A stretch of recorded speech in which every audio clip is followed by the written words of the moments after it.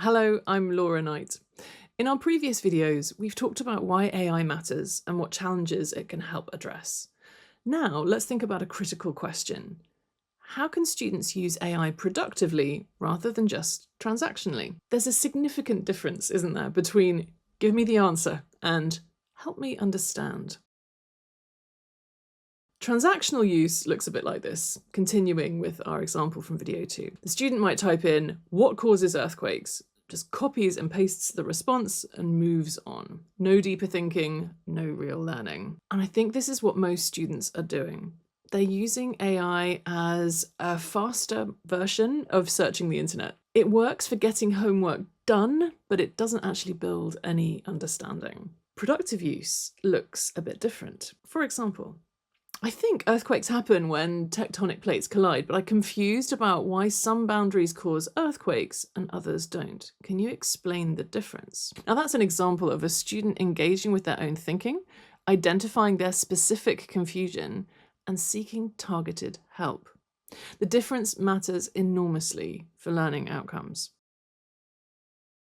Now, educational AI can respond in different ways, depending on what students need. A guiding approach asks questions back. What do you already know about plate boundaries? What happens when an oceanic plate meets a continental plate? This Socratic style helps students think through the problems rather than passively receiving answers. It's interesting, actually. Research on dialogue-based learning shows that it fosters deeper reasoning and helps students articulate their understanding and find the gaps.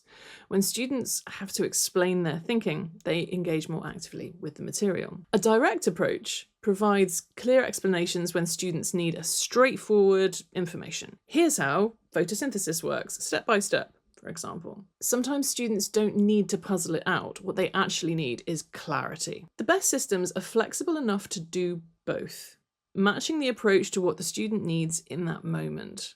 Some platforms are experimenting when asking students follow-up questions to check understanding, and then highlighting areas that might need more work. That's really interesting.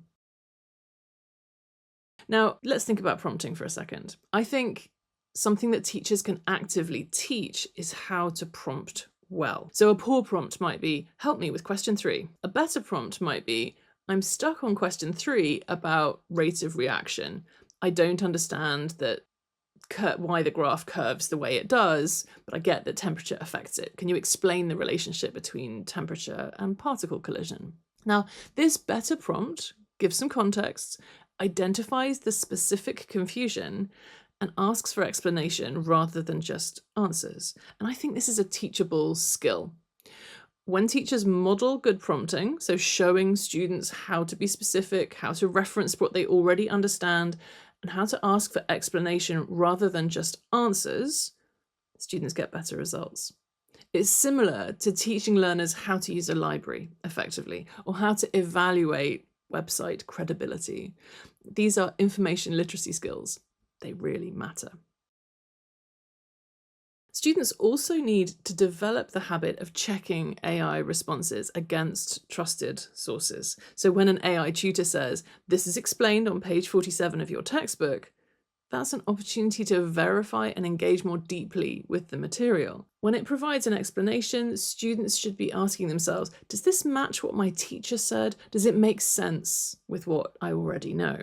Critical thinking about AI responses is just as important as using AI in the first place. So we're not asking students to trust AI blindly. We're teaching them to use it as one tool among many to be evaluated and cross-referenced. So in my view, productive use of AI isn't about the technology itself alone. It's about how students engage with it, asking better questions, thinking critically about responses, and then using AI to deepen their understanding rather than bypass or offload the thinking. In our next video, we'll have a look at some real stories from classrooms where this kind of productive use is making a measurable difference. See you there.